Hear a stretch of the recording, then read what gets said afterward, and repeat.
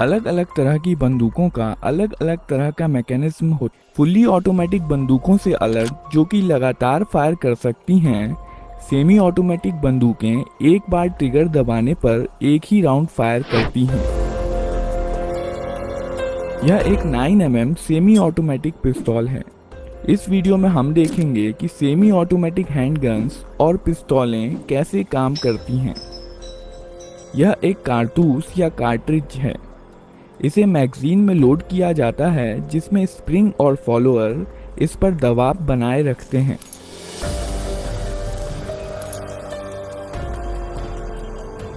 Magazine का design कुछ इस प्रकार का होता है कि कारतूस आगे स्लाइड होकर ही बाहर आ सकता है। इस मैगजीन को बंदूक में रखा जाता है।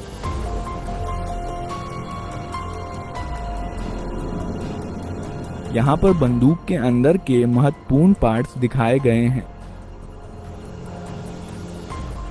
बंदूक को पहली बार फायर करने के लिए रिकॉइल स्प्रिंग के अगेंस्ट स्लाइडर को हाथ से पीछे खींचा जाता है। इसके कारण कई चीजें एक साथ होती हैं, जिन्हें हम एक एक करके देखेंगे। स्लाइडर के मूवमेंट के कारण हैमर पीछे आता है। यह हैमर स्ट्रट के जरिए मेन स्प्रिंग से जुड़ा होता है और इसलिए मेन स्प्रिंग को दबा देता है।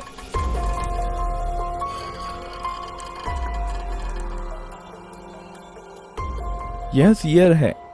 यह हैमर के मूवमेंट को कंट्रोल करता है। जब स्लाइडर पीछे जाता है, तब सीयर लीफ स्प्रिंग के दबाव में हैमर के साथ एंगेज हो जाता है और हैमर को वापस जाने से रोकता है।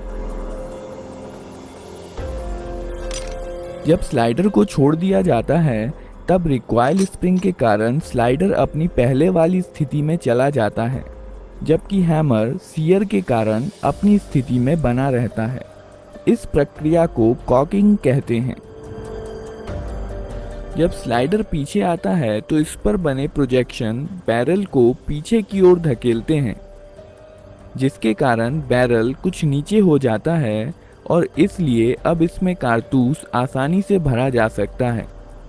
जब स्लाइडर वापस लौट रहा होता है, तो यह एक कारतूस बैरल में ले जाता है और बैरल को अपनी पहले वाली स्थिति में धकेल देता है। कारतूस का पिछला हिस्सा एक्सट्रैक्टर में फंस जाता है, जो कि स्लाइडर से जुड़ा होता है।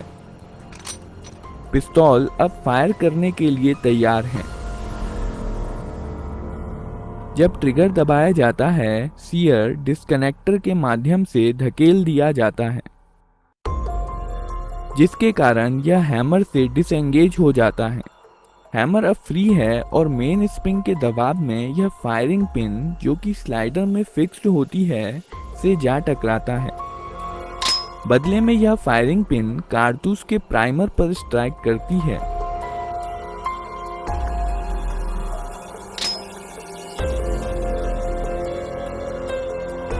प्राइमर में इम्पैक्ट सेंसिटिव एक्सप्लोजिव होता है, जो फायरिंग पिन के टकराने की वजह से जल जाता है।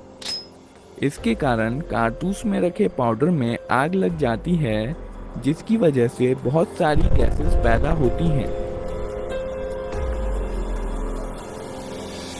और इस प्रकार बुलेट के पीछे की जगह बेहद हाई प्रेशर गैसों से भर जाती है। इसलिए बुलेट पर पीछे से बल लगता है, जिसके कारण बुलेट बहुत तेज गति के साथ बैरल से बाहर निकलती है।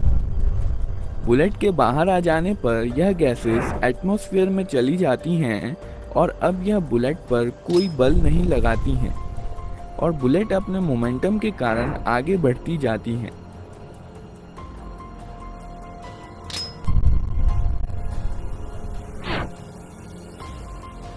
बैरल में कुछ लकीरें और खांचे बने होते हैं, जो आगे बढ़ते समय बुलेट को स्थिरता के लिए घुमा देते हैं।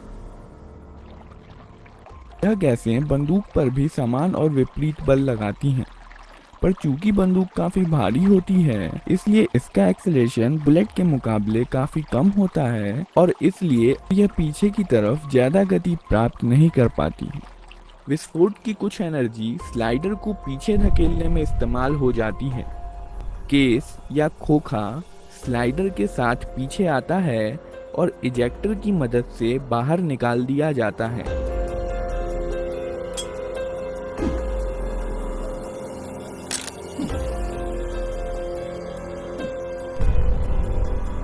साथ ही साथ स्लाइडर हैमर को पीछे धकेलता है और बंदूक को अपने आप रिलोड भी कर देता है। और अब बंदूक अगला राउंड फायर करने के लिए तैयार है। ट्रिगर दबाने पर सीधे सीयर पर धक्का नहीं लगता है, सीयर डिस्कनेक्टर की मदद से धकेला जाता है। जब स्लाइडर पीछे की तरफ जाता है तो इस पर बने स्लॉट की मदद से यह डिस्कनेक्टर को नीचे की तरफ खिसका देता है। अब ट्रिगर और सीयर अलग हो गए हैं और इसलिए ट्रिगर दबे होने पर भी सीयर हैमर के साथ एंगेज हो सकता है।